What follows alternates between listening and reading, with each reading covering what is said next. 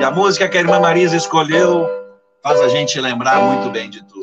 Deixa que o mundo vá pelas estradas,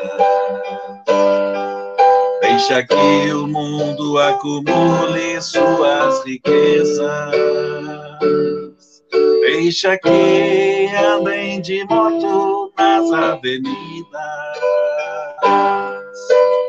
Oh, vem e segue-me.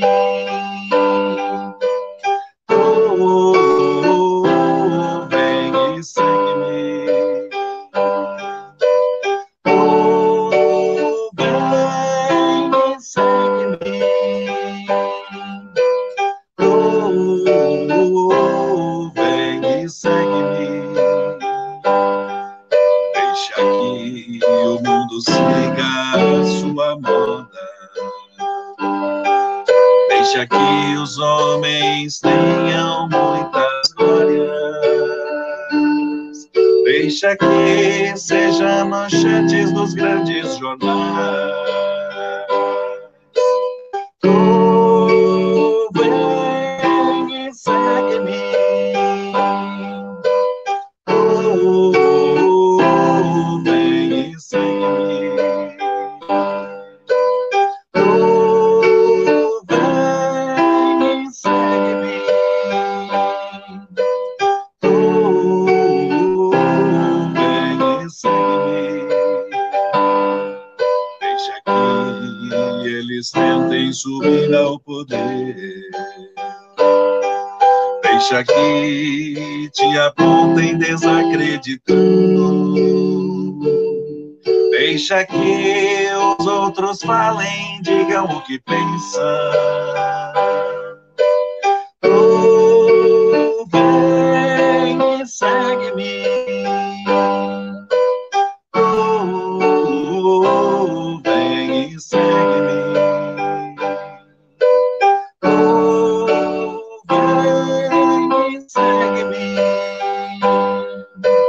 Oh, vem e segue-me.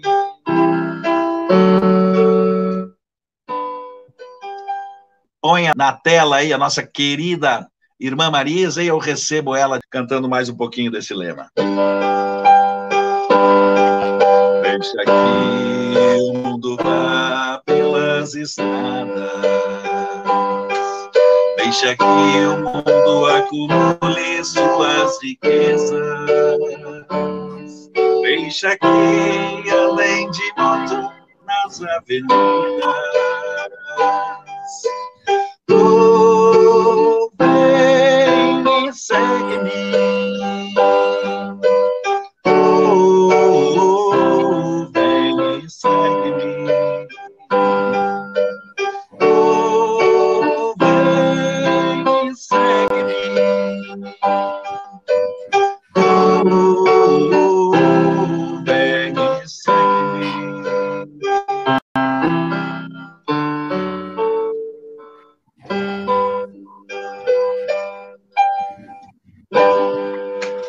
E aí, minha querida? Boa noite. E aí, irmã Marisa, como é que estamos? Que alegria te ver, que alegria te encontrar. Pessoal, dá-lhe coraçãozinho aí para receber a irmã Marisa, com muita alegria. Nós estamos seguindo a nossa caminhada aqui com os testemunhos de fé. Muito bem-vinda, querida. Que bom que aceitou o nosso convite, contar um pouquinho do seu testemunho de fé, o seu testemunho vocacional, a senhora que a gente ama de paixão, uma vocação aí cenante, vamos dizer assim, né, que o Cenáculo ajudou tanto. Eu estou muito feliz de te ver, de te encontrar e a gente poder tomar esse chimarrão aqui no Rio Grande do Sul, junto com o Pai Eterno em Goiás. Seja bem-vinda. E abre para nós aí o seu coração, conta para a gente a sua história, o seu testemunho de fé. Obrigada, eu que agradeço desde já pelo convite. Para mim é uma alegria, porque assim, depois que eu saí de Mamborê, que eu vim para o convento, eu sempre tenho a oportunidade de estar no cenáculo, então eu posso dizer que ainda eu vivo o cenáculo, né? E para mim, hoje, participar é isso, extensão do cenáculo para mim, né? E sempre está vivo o cenáculo dentro de mim, né? Então, é uma alegria poder. Até um dia eu falava, minha irmã falava assim, ela falava, você que vai te chamar? Eu falava, deixa, um dia chama. Aquela vontade, tipo, de falar, né? Porque, opa, espera aí, eu nasci no Senac, minha vocação faz parte, né? Eu também quero partilhar com as pessoas, né? Então, essa é a alegria minha de estar aqui participando contigo, né, Fernando? Que eu tenho um carinho muito grande, assim. Meu Deus, é inexplicável, né? Você, a sua família, e mais outros, né, aí do Sul, que faz parte, que me viu crescer, que me viu menininha, né? Os sofrimentos, a luta da vida, e hoje aqui, né? Graças a Deus, na copiosa redenção, muito feliz, né? Você é especial na minha vida, assim, demais, né? É a presença de Deus, a ternura de Deus, o cuidado de Deus na minha vida, né? Eu só tenho que agradecer, né? Mas falando um pouquinho, assim, do meu testemunho... Não me faz começar a chorar já agora, senão eu não consigo. Vamos lá, sério. Eu não posso deixar de dizer que a irmã está lá nessa capela maravilhosa, e aquela camisetinha lá do Senac lá atrás, olha, é uma emoção só, né? Não dava pôr, né? Ela, porque eu já tenho lá. Né? Mas ali eu sempre carrego ela. Hoje eu saio, assim, a gente vai para dia recreativa, né, na comunidade, eu vou com ela, né? Então, sempre, esses meus 13 anos de copiosa, ela ainda tá novinha. Ela tá dentro do meu coração, né? O Senac tá no meu coração, né? Então, até foi por último, eu falei assim, não vou pôr, né? Tem que pôr a camiseta, tem que ter um sinal, algo assim, né? Ela deu aquele toque especial ali atrás, né? Foi, mas começando a dizer assim, aqui eu tô morando realmente em Trindade, Goiás, no coração do Brasil, né? A gente fala sempre isso, aqui no Santuário Divino Pai Eterno, a minha comunidade, e não tá aparecendo mais um cantinho, assim, tem a imagem do Pai Eterno, né, em cima do sacrário, que é a capela, o nosso carisma, adoração e recuperação de dependente. Então, todo dia a gente faz adoração aqui nessa capela. Todo dia a gente tem uma hora de adoração com cada irmã. E onde eu trago vocês, todas as pessoas que estão participando, que fazem parte, fizeram parte da minha história. Você, Fernando, tua família, o Gastão, né, a família que faz parte, né, a Lucélia, família, tudo é família, né?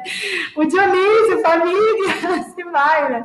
O Adilson, o Nildo, né? O Polaco, família, né? Então, várias pessoas, assim, que fazem parte da minha história. O povo do Senac, lá de Mamborê, né? Que sempre, quando eu trago o Senac, eu trago todo mundo junto, né? Para essa capela, para rezar por vocês, né?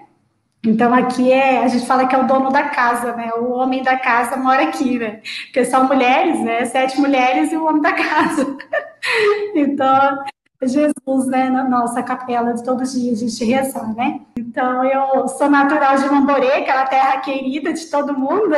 Lá onde foi onde que eu nasci, me criei, né? Até quando eu vim para o convento, eu morei lá. E eu sou filha do finado Gomercino de Paula Neves, e da dona Terezinha, que também é senante, né? E tenho vários irmãos mesmo, assim. Meu pai teve a primeira família, teve 6, 2 faleceram e tem 4, né? Inclusive o mais novo, ele é meu padrinho, é meu padrinho, eu falo assim, né? O meu irmão, o que cuida de mim, né? O que cuida de mim, da minha irmã e tudo. E aí depois que a minha mãe teve 11 para ajudar eu e minha irmã gêmea, né? Pensa, eu nasci em comunidade, né? Então, meu discernimento já começou dentro de casa, né? 11. 11. Qual é a ordem? Tu e a Marilda ali, as primeiras, no meio, no fim? Como é não. Eu acho que eu sou a oitava. E daí, contando que eu sou mais velha que a minha irmã, 15 minutos, né? Tem 2 meninos depois de nós, né? A gente se criou no sítio, sabe, Fernando? Faltava tudo, mas a gente não ligava, o importante não faltava. Carinho. Era isso. Faltava tudo, Fernando, tudo. Não tinha nem meia. A gente era super pobre, mas tinha a nossa casa, tinha o sítio, né? A gente era rico, né? Digamos assim, hoje em dia, quem tem uma casa ou um sítio é rico, né? E aí crescemos, né, um monte de criança, né, as dificuldades. Quem não sabe, tem 2 filhos, sabe que já não é fácil cuidar, né? Mas educar. Imagina 11, né? Então, a criação foi que eu cuido aqui, cuido ali, na hora que estou cuidando de um filho, o outro já está escapando, assim vai, né? Mas, assim, eu sou feliz, eu agradeço a Deus por essa família que Deus me deu, né, que Deus me colocou. Eu posso contar com meus irmãos. Tem o Ademir, que é casado com a Cleonice, mora no Mato Grosso, Primavera do Leste. Tem a Alice, que mora em Mamborê. Ela é casada com o Genivaldo, tem 3 filhos. Tem o Adnei, que é casado com a Ana Paula. E tem o Alisson. Tem o Adevir, que é casado com a Cristiane. Tem o Kaique e a Maria Cecília. E ele tem o Lucas, que teve no primeiro relacionamento, né? 3 filhos. Aí o Adevir, o Olair, casada com a Patrícia, tem o Pietro. O Pietro é fruto de oração, de graças de Deus. 12 anos, Deus deu ele de presente para eles, né? Com muita oração, eles não podiam ter filho, e Deus deu esse filho. Aí tem a Eunice, que teve filha, mãe solteira, a Jennifer, mora em Campo Mourão. Cleonice, que mora em Mamborê, casado com o Martiniano, tem o Gabriel, a Manuele, e tem agora o Ian, que está com 6 meses. A Marilda, que ela teve um relacionamento, teve 3 filhos nesse relacionamento, o João Pedro, o Miguel José Manuel, o Adilson, que tem o Enzo, daí o Altair, o caçula, que é casado com a Vanessa, não tem filho. E eu, que sou casada com Jesus, 100 milhões de filhos. Caramba, meu Deus, que cabeça para guardar o nome de todos. Porque tem o fato do primeiro casamento, que é o Alfredo, ele é diácono permanente, ele tem acho que 4 filhos, aí já tem o sobrinho neto, aí tem a Anitta, que tem a Vanessa e o Juninho, aí tem a Nena, que tem acho que os 4 filhos também, que eu não tenho tanto assim convivência, conheço alguns, mas assim, não é tanta convivência, e esse meu irmão Altamir, que tem o William, e ele é casado com a Dordei, que é a minha madrinha de crisma, e é a minha madrinha, né, que cuidou de mim, que depois eu vou contar a história, né. Então, toda essa família, mas a gente viveu mais com os meus irmãos do segundo casamento, os mais novos, né, porque os mais velhos saíram para trabalhar fora, né. A gente trabalhava em casa, na roça, a gente carpia, colhia algodão, eu carpia, colhia algodão, colhia feijão, batia o feijão, cuidava da vaca, para não passar, comer as plantações dos vizinhos. Então, a vida foi bem assim no trabalho, né? Na enxada, no cabo da enxada. Mas, assim, sempre fui alegre, sempre fui sorridente, assim, mesmo no meio de tantas adversidades, né? A gente sempre teve essa alegria. Hoje eu vejo assim, que eu fui feliz. Meus pais nos educaram na fé, rezavam terça em casa, ia à missa ao domingo, 1 vez ou 2 vezes no mês, porque a gente morava no sítio, a igreja era longe, né? Mas a gente ia, e não tinha uma devoção à Virgem Maria sempre de berço, sempre do dia 12 de outubro, meu pai soltava fogos e a gente fazia aquela festa, né? Então isso aí ficou marcado, né? O caminho de fé na minha vida através da minha família, né? Meu pai educou na caridade, matava porco.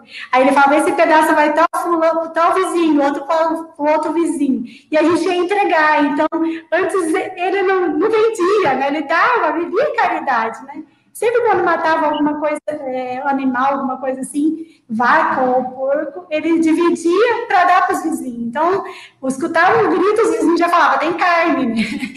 Porque meu pai sempre levava. Então, ele sempre foi muito caridoso, sempre cuidou bastante, né? E ele era bem conhecido na cidade de Mamborê, né? Quando eu era criança, né? Como faltavam as coisas, eu lembro que fazia frio demais, geava.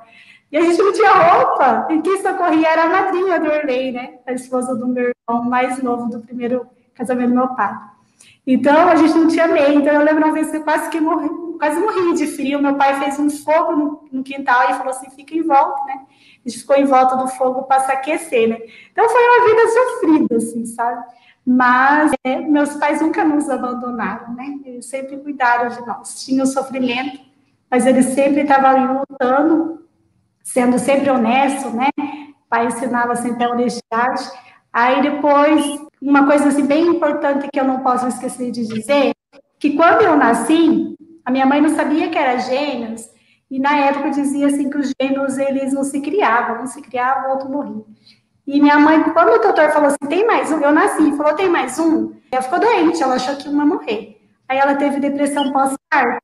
Então, ela ficou muito doente. Então, quando eu era bem bebezinha, eu tive que ser cuidada por uma tia. Fui separada da minha irmã já aí, né? E minha mãe foi internada no hospital psiquiátrico, mas tinha os nomes, né? Antigamente, que eram os nomes bem ruins, assim. Eu falo assim que a minha intolerância à lactose foi aí que gerou. Porque eu fui separada do leite da minha mãe. Então, se eu não podia tomar leite da minha mãe, não posso tomar leite nenhum. Porque toda doença tem um porquê, né, de nós, né? A gente vai trabalhando, vai vendo, vai caminhando, a gente vai vendo, né, Fernando? Você que sabe, estuda, conhece bastante coisa, você sabe disso, né? Era comum nessa época as depressões pós-parto, né? E aí, meu Deus, tratavam como uma loucura, davam um choque. Nossa, a gente sabe de tantas situações, assim, de pessoas que sofreram muito, né, com isso, e até não só com esse sofrimento, mas também o sofrimento, às vezes, de um tratamento equivocado também nessa época. Verdade. E é engraçado que o bebê sofre, né, Fernando? O bebê sofre com a separação e tal. O ano passado, fui de férias, eu descobri uma coisa bem importante, assim, na minha vida, que a minha mãe contou, a questão dessa realidade da depressão da pós-parto da minha mãe. Eu sempre tive dificuldade com a minha mãe, assim, eu achava que ela não me amava, achava que ela tratava melhor os homens, e eu sempre achei isso. E aí, eu fui de férias, e a minha mãe falou assim, que ela começou a contar, né, que depois que meu pai faleceu, quando eu vou de férias, ela começa a contar as coisas, eu gosto de escutar, porque vai trabalhando dentro de mim, né. Ela disse assim, que quando ela estava no hospital, internada, ela chorava dia e noite, pensando nas meninas dela, alimentando, quem estava cuidando. Nossa, foi como se a minha mãe tivesse tirado com a mão, assim, aquele sofrimento que eu tive dentro de mim, de rejeição, né, de abandono. Foi muito lindo, assim, sabe, de saber da boca dela, que ela sofreu bastante. Então, depois eu fui ver que, realmente, a minha mãe, ela sempre nos amou, ela sempre, mas ela sofreu com isso, ela não tinha o que fazer, porque ela foi internada, ela não tinha o que fazer, né? E aí, daí, isso ficou dentro de mim, que a minha mãe, não, ela não gosta de mim, ela não, né? E depois eu vi que não é isso, né? E às vezes a gente sofre na vida achando que é uma coisa e na verdade é outra. E por isso que é importante o diálogo, né, entre os pais e os filhos, colocar aquilo que vai doendo, aquilo que, né, às vezes você fala, você não gosta de mim, mas ela fala, não é isso, né, que às vezes não sabe por quê. O filho tá de mal com o pai, o pai tá de mal com o filho, mas tem algo lá dentro, né. Mas foi bem, bem bonito, assim, essa passagem na minha vida, assim, dessa realidade com a minha mãe, né. Em criança, daí minha mãe voltou do hospital, ela foi me pegar, daí foi mais uma separação, porque eu já estava acostumada com a minha tia, eu chamava ela de mãe, aí tive que sair da casa da minha tia e voltar para casa dos meus pais, né? Minha mãe falou, acho que eu tinha um ano quase, assim. A minha mãe levou nós, na época era o padre Humberto, jesuíta, né, falecido. E eu tive a graça de, quando eu fui aí no Rio Grande do Sul, de visitar o túmulo dele, né, porque eu tenho um carinho muito grande por ele. Daí meu pai e minha mãe foi levar nós, o padre abençoar, e abençoar a mãe, né, que estava doente. Aí o padre falou para a mãe assim, e para o pai, nossa, seu comerciante, Dona Terezinha, vocês foram agraciados muito por Deus. Deus deu 2 filhas para vocês. E vocês têm que ser generosos a Deus. Que Deus foi generoso com o Senhor, com vocês. Deu 2 filhas. Vocês têm que dar uma para ele. Mas só que a minha mãe, meu pai achava que tinha que morrer, né? Porque estava doente. E aí eu falo que foi o marco, a semente da vocação, né? Dar para Deus é a vocação. Seguir, né? Ser toda de Deus, né? Então, eu vejo, eu olho como isso na minha vida, e eu tenho certeza que foi essa palavra do falecido padre Humberto, né? E daí eu caminhando na minha vida, nós adolescentes, dificuldade para a escola, andava 3 quilômetros. Quando chovia, Fernanda, a gente pegava saco, ficava no pé, amarrava e ia até o ponto. A gente andava 2 quilômetros para pegar o ônibus, né? Chegava lá, tirava o saco e jogava, ou às vezes ia com um calçado mais velho, cheio de barro, deixava embaixo dos matos, ia para a escola. Quando voltava, pegava na casa. Sofrimento. Nossa, assim não tinha nada, né? Hoje as crianças têm tudo, isso, e aí daí claro que não tem nada, né? É muito triste, assim, sabe, de ver. E aí a gente, por exemplo, camiseta da escola, uma usava o ano todo, né? O uniforme chegava em casa, lavava, outro dia passava no ferro para secar. Tênis era um por ano, então era muito difícil, assim, mas a gente lutou. Eu e minha irmã, a gente lutou bastante para estudar, porque meu pai, ele não era muito afim de deixar a gente estudar, disse que a gente tinha que trabalhar. Aí a minha madrinha do Irley, sempre dava, não, pai, não, eu chamava ele de pai, deixa as meninas estudar, que elas precisam. Então eu e a minha irmã, a gente conseguiu terminar os estudos, né, por causa dessa realidade. Com 12 anos, Fernando, teve uma ordenação aqui lá em Mamborê, né, e aí foram vários seminaristas lá, deixaram visitar na catequese e foi visitar em casa, no sítio. Era o Carlinhos, hoje ele é Padre Carlos. E aí eu fiquei encantada com a vida dele, a busca dele, e a gente brincava, e eu sempre comunicativa, perguntava para ele e tal. E a gente criou uma amizade. Então, essa amizade dura até hoje, com o Padre Carlos. Hoje ele está no Santuário Santa Rita de Castro Barbosa Ferraz. Ele, assim, foi um marco, né? Ele foi incentivando, assim, sabe? Mas não falava, mas com a vida dele, né? E no período da escola, que estudava, e aí ia freira na escola, na época ia, né? Os padres, as freiras, ia conversar com os alunos e tal. E aí foi um padre que ele levou uma pérola. E aí ele disse assim que aquela pérola seria a nossa vocação. Eu lembro que eu perdi a pérola, eu fiquei muito triste, porque, meu Deus, eu perdi minha vocação.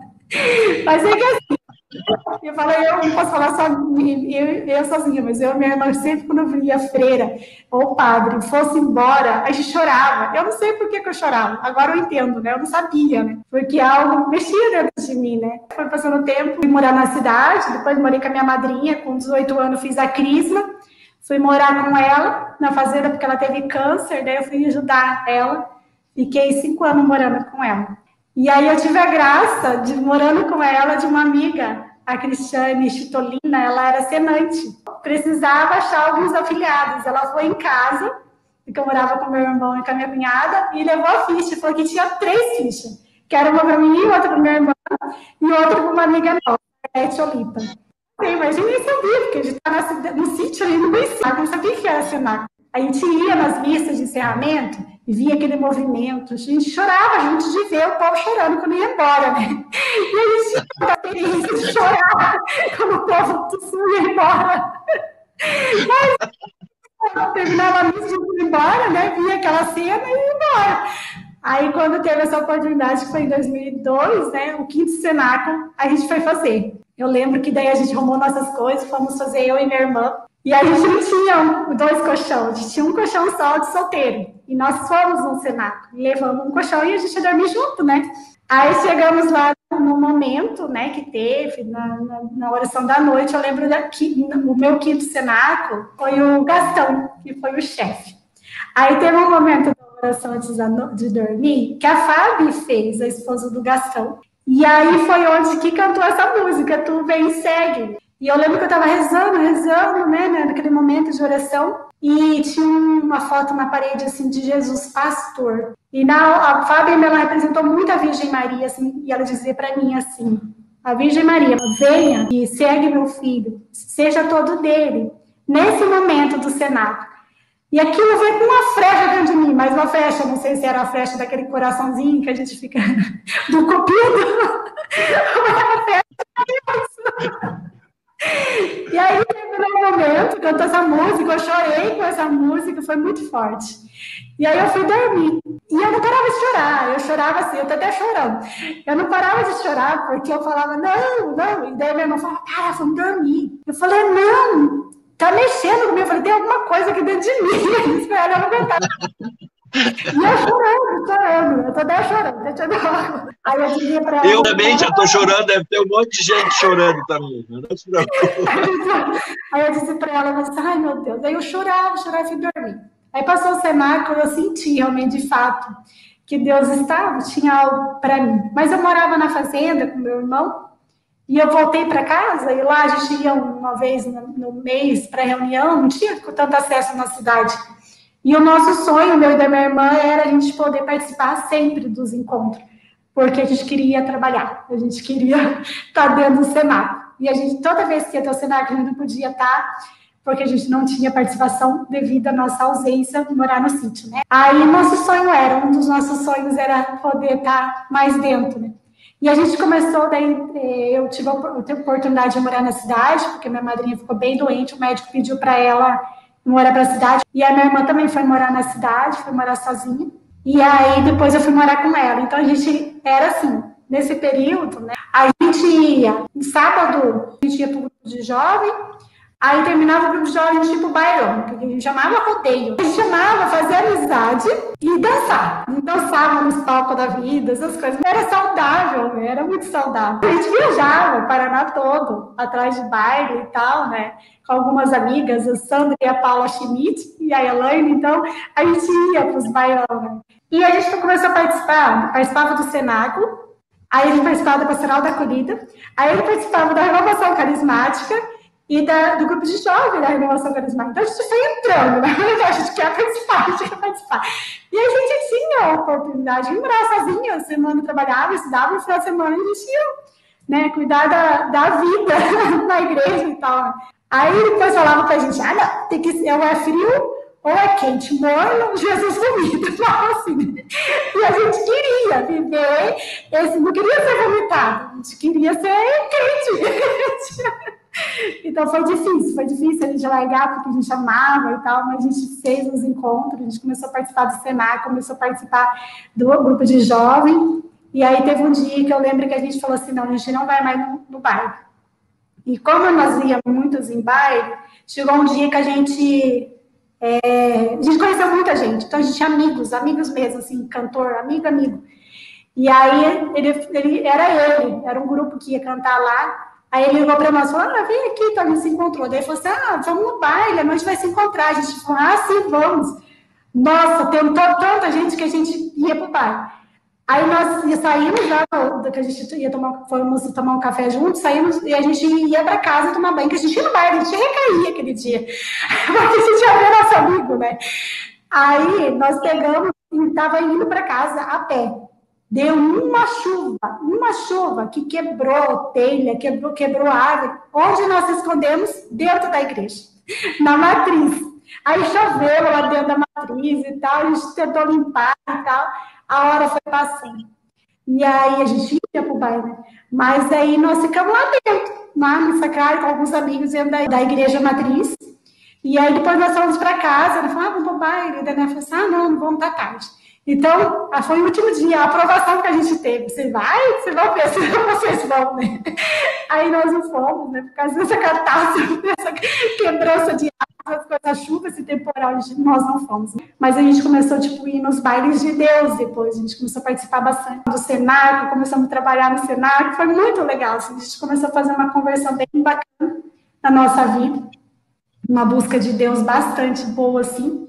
E a semente estava dentro de mim, né? E um dos meus sonhos que eu tinha era fazer uma faculdade de turismo, porque eu queria conhecer a beleza de Deus, né? Na natureza e tal, né? E tudo. Porque eu sou apaixonada. E uma das coisas, assim, que eu falo muito com Deus através da natureza. Aqui em casa, eu rego as plantas. A natureza sempre falou muito comigo. Me traz Deus, assim, mais perto de mim, né? E fui fazer o vestibular para pedagogia. Aí, como era 2 dias, era pro Morão, então a gente tinha que ficar na cidade. E uma amiga minha, que ela era vocacionada com a eleição, ela falou assim, vou ficar nas irmãs. Eu, não, vou trabalhar as irmãs lá, vai gastar o dia delas, não sei, elas vivem de caridade. Não, desse jeito. Aí ela falou, não, eu vou ligar. Eu falei, então tá, liga da irmã perto de mim, se ela falar que sim, eu vou. Aí nós pegamos e fomos. Então tá, a irmã deixou, né? Aí fomos, fizemos o vestibular, voltamos para casa, a irmã foi buscar a gente de Kombi, né? A irmã Luana na época. A gente chegou lá. E não tinha só uma irmã cuidando do que era lá, a comunidade terapêutica, ali em Campo Mourão, sabe? Tinha uma irmã somente cuidando das meninas da comunidade, e as outras tinham ido almoçar na casa de uns leigos. E aí a gente ficou lá. Eu lembro que a irmã falou assim, vocês almoçaram? Sim, nós não tínhamos comido. A gente já com vergonha, a minha irmã não queria gastar nada na casa dos irmãos. Aí a gente ficou lá na casa das irmãs, e daí a gente tava com tanta fome, a gente foi um pé de abacate, pegamos açúcar e fomos comer abacate. Tinha uma vergonha que só. E foi tão interessante que eu olhava assim para a casa das irmãs, a capela e tal, e atrás de um armário tinha uma imagem de Maria Teresa de Calcutá. e atrás tinha, assim, os passos para ser uma boa religiosa. Aí eu brinquei, que eu tinha outra amiga com a gente, eu, a Má, né, minha irmã e outra amiga. Aí eu falei, esse eu tenho. É devoção à Virgem Maria, rezar o terço, isso. Aí eu falei, esse eu tenho. Aí eu disse assim, esse aqui eu posso adquirir. Esse daqui, eu dizia assim, né? Nem sabia o que eu estava dizendo. E foi interessante que daí a gente fez o vestibular. Eu tinha feito o cursinho, estava bem preparada para o vestibular, só que o segundo dia do vestibular, nada vinha na minha cabeça, era só as irmãs, só o carisma, a recuperação. E já nem sabia mais para quem que estava fazendo o vestibular, né? Eu fiz vários cursinhos, nossa, paguei tanto. E aí, depois, o primeiro dia foi bem, né? Porque não tinha nada, não tinha freira, não tinha ninguém na minha cabeça. Aí, no segundo, daí que me chamou tanta atenção, mexeu muito comigo. Fui para casa, na mesma semana eu liguei para a irmã, falei, irmã, não estou conseguindo fazer nada, só penso no convento, no isso aqui. Ela falou, vem aqui. Isso eu fui embora na terça-feira, no sábado eu estava de volta. Aí eu conversei com a irmã Rosela e ela disse assim, eu já sei, ela passou o contato da promotora vocacional, na época era a irmã Daniele. Aí eu liguei para a irmã Daniele, a gente começou a conversar, e na época conversava por carta também, né? E aí isso era junho. Setembro eu fui para a comunidade de Dom Bosco, lá em Campo Mourão, fiz um retiro de 3 dias. Dezembro, dia 3, era o retiro, acho que era dia 9 de dezembro, dia 2 de dezembro eu estava em Ponta Grossa, na Casa das Irmãs. E aí, eu vou voltar logo depois do retiro, eu voltei dia 23 de dezembro, véspera de Natal, quase. Então, fiquei lá, né? Foi a minha experiência, assim, maravilhosa, né? Então, foi um discernimento muito forte dentro de mim de ver. E eu não achava que Deus ia querer contar comigo, assim, eu achava que eu não era, ele tinha outras pessoas melhores. E foi interessante que no final do retiro, 3 dias de retiro, a irmã falou para mim assim, no final da semana de experiência, era 3 dias de retiro e uma semana de experiência, que a gente visitava as comunidades, conhecia lá em Ponta Grossa, nossas chácaras e tal. E a irmã falou para mim assim, até ela pegou e chamou e eu ficou no meio do jardim assim, a irmã Daniela falou assim para mim, a congregação te aceita. Eu falei, na hora, eu falei, tem esse negócio de aceitar. Eu sabia, eu achava que eu ia já. E eu tinha deixado meu trabalho, eu tinha deixado meu celular, eu tinha deixado tudo antes de ir para o retiro. Eu falei, não, tô indo, né? Tô indo. A vergonha ia ficar lá, né? Mas depois eu falei, nossa, tem esse negócio de seleção também, né? Nem achava. Mas foi tão interessante que quando a irmã falou para mim que a congregação aceitava eu, no caso, ia ser postulante, né? Parecia assim, eu estava no jardim, que o céu estava escuro, assim, sabe? Aí veio a luz, o sol raiou, assim, sabe? Falei, meu Deus! E eu chorava, né? Eu achava que eu não entendia, né? Muito assim. E foi aí onde começou tudo. Então, em dezembro, dia 23, voltei para casa. E aí o cenáculo, os movimentos fizeram despedida, o padre, eles me ajudaram. O povo me ajudou bastante, né? Porque tinha que comprar, é como se você vai casar, né? Você tem que levar o choval. E aí o povo me ajudou bastante, né? O padre Francisco me ajudou muito, tanto espiritual quanto ajudar a comprar as minhas coisinhas, né? Porque tudo que eu tinha não valia, né? Era tudo novo, assim, no sentido, o hábito, né? A roupa e tal. Mas foi bem bacana esse tempo de eu ficar em casa, né? Me preparar para ir, né? Para o convento, foi muito legal. Eu lembro que eu chamei meus pais para me falar para eles falaram assim, eles choraram, falaram assim, que se você, é isso que você quer, se você se sente feliz, a gente também está feliz, né? Meu pai e minha mãe. Meu pai não era muito de afeto, assim, mas a gente entendia o afeto dele, né? Foi bem bonito, assim, esse entregar dele, né? E no dia da despedida ele chorou bastante, né? Então eu via bastante esse jeitinho do meu pai, né? E, daí eu fui esse dezembro, né? Dia 7 de janeiro eu já estava no convento, em Botucatu, São Paulo, né? E aí ali eu fiquei 2 anos no postulantado, fiz a minha formação do postulantado, primeiro ano. A gente fala que o postulantado, ele é a fase do namoro, né? Você namorar, você conhecer melhor, a congregação te conhecer, você conhecer. Em 2009 eu entrei no noviciado é esse noivado, né? De você ter esse compromisso mais afinco, mais forte com Deus. esse tempo de mais intimidade com Deus, que a gente tem um ano canônico, é um tempo que você fica mais na oração, em silêncio, desliga de várias coisas do mundo, assim, celular, algum visita a família, é um tempo mais de intimidade com Deus, né? Por isso canônico. E aí depois eu fiz o segundo ano em Pinhais, no Paraná, num lar de idosos, foi uma experiência maravilhosa também. E aí depois eu fui para Campo Mourão.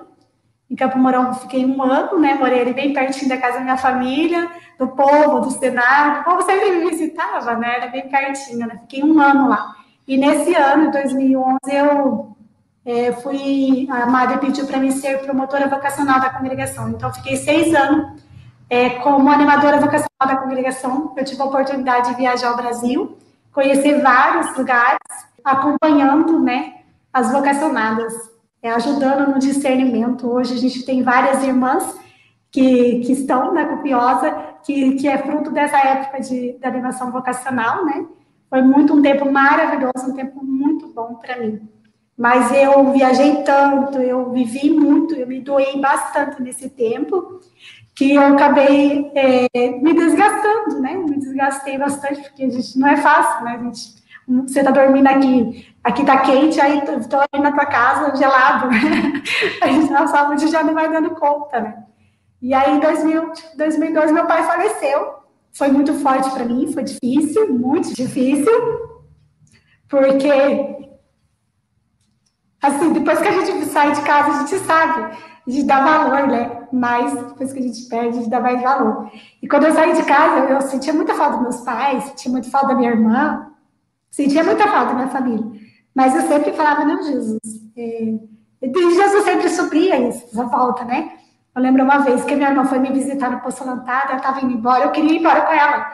Mas assim, eu não falei, eu chorei bastante. Da minha formadora, que era a Silvia, na época, falou assim: mas minha filha, se você casasse e teu marido tivesse que ir embora do outro país, você tinha que ir junto.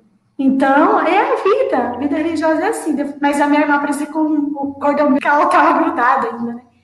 Mas aí, falando do meu pai, aí eu sofri bastante. Então, meu pai, agora dia 9, vai fazer 8 anos que ele faleceu. Dia 1º eu fiz aniversário, de 2012. Foi a última vez que eu falei com meu pai. Eu lembro que a minha mãe ligou para mim, ele queria falar comigo, daí ele falou, Deus, parabéns, falou um monte de coisa que eu nunca tinha falado. Ele falou que me estimava demais, falou um monte que eu era. E aí ele começou a chorar e não conseguiu falar mais. E eu dizia para minha mãe, mãe, acorde o pai, socorre o pai. E aí ele foi a despedida nossa, né, do meu pai. No meu aniversário, depois dia 9, ele faleceu, de setembro. Mas, assim, o que ficou do meu pai foi muita garra, né? A garra, ele foi muito guerreiro, honesto, ele sempre era forte, assim, firme. Muitas pessoas conheciam ele. Eu acho que eu tenho isso também, né? Fazer amizade fácil, as coisas assim. A luta que ele teve para educar os filhos, não deixa faltar as coisas, né? Então, e com essa morte do meu pai, eu acabei aderindo àquela bela depressão, né? Mas eu, graças a Deus, assim, eu não perdi a fé e não perdi a vocação, né? Eu consegui, com a ajuda da minha madre, com a ajuda das minhas irmãs, e algumas pessoas que Deus colocou na minha vida, me ajudaram a ver, não, espera aí. Era como se meu pai tivesse morrido e tivesse levado a melhor parte minha.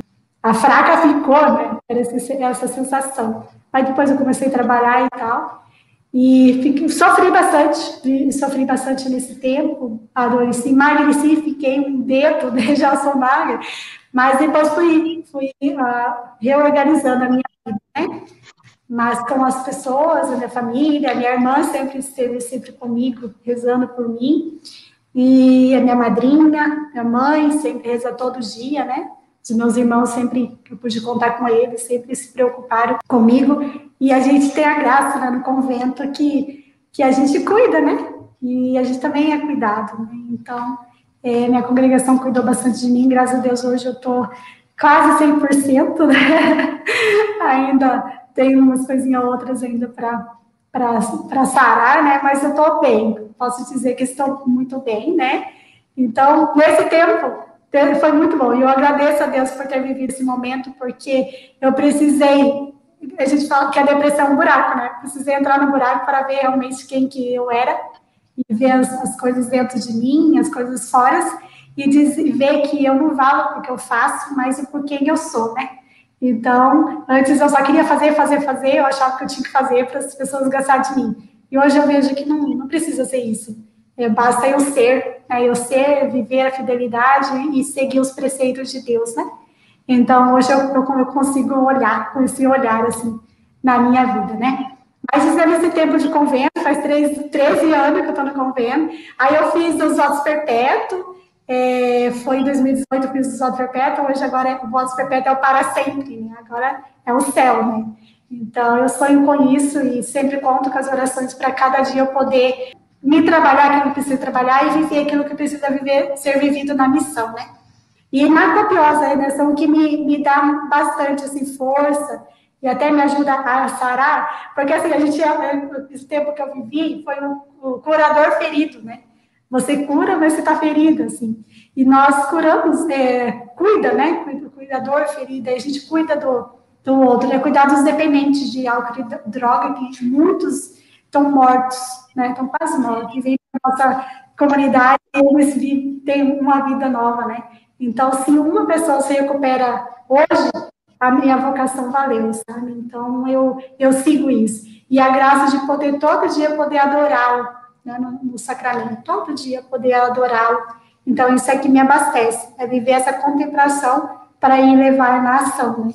Hoje, eu não estou na missão, assim, com os dependentes, mas a gente atende muitos devotos aqui, que tem família, ou é dependente também, que pede uma ajuda, um aconselhamento, uma oração. Então, a gente faz esse trabalho também, né? De rezar. E todo dia a gente reza aqui na capela para os dependentes. Então, a gente não estamos lá de corpo, mas a gente está de alma nesse trabalho dentro da comunidade terapêutica, né? Mas, assim, dentro da comunicação, eu só agradeço a Deus por ter me escolhido, né? Me escolhido. Às vezes eu falo assim, meu Deus, aquela pequenininha que só chorava. Tu lembra, né, Fernando, no cenáculo? Meu Deus, só chorava, não sei como tinha lágrimas, né? Era um rio de choro. Mexia uma coisa, chorava. Ia falar, chorava. Ria e chorava, não sabia? Ria e chorava ao mesmo tempo, né? Então, mas foi as experiências boas, assim, que me levaram, que hoje me faz, assim, a cada dia buscar viver essa fidelidade a Deus. Eu sou grata a Deus por Ele ter me chamado à vida religiosa, na copiosa redenção. Eu acho assim que não tinha outra. Uma vez uma madre, até uma Claudete que é minha superior hoje, né, que foi madre, ela disse para mim assim que se a copiosa redenção não existisse, Deus ia criar só para mim, porque a paixão que eu tenho por ela e ela, né, na minha vida, assim, né. Então, esse tempo eu tenho morado em várias comunidades, trabalhado em vários trabalhos, vividos várias experiências de Deus, várias experiências, dificuldades também a gente se encontra, né? A gente tem a nossa humanidade entre nós, que às vezes, mas a gente, espera aí, pega a gente no colo, na mão de novo e fala, espera aqui o caminho, né? Então, todo dia vamos recomeçar, né? E eu lembro do lema do cenáculo, né? Tudo vale a pena quando a alma não é pequena. Então, isso também, né? Vem trazendo assim para a minha vida. E eu levo o tema, né? Carrego o tema, né? Leva-me onde os homens necessitam de tuas palavras. Essa é uma marca dentro de mim, assim, quando as pessoas falam, ai, Marisa, essa é a tua música. Porque eu trago dentro de mim, assim, porque para que Jesus, que Ele trabalhe dentro de mim, para onde eu for, que Ele faça na minha vida aquilo que eu preciso fazer, né? Que eu seja a mão dEle, que eu seja a boca dEle, seja o olhar dEle, que Ele me usa onde eu estiver para poder viver com intensidade, né? E hoje aqui no santuário, a graça de estar bem pertinho do Divino Pai Eterno, poder ornamentar a igreja, o santuário, poder cuidar, né, do santuário, poder rezar com as pessoas. A gente tem participar também nas adorações da noite na TV Pai Eterno. A gente faz um pouquinho coisinha de outra, assim. Para mim é muito gratificante essa missão hoje aqui. Tem dado uma graça muito grande para nós viver, porque essa é a obra de Deus. O santuário, a missão é obra de Deus.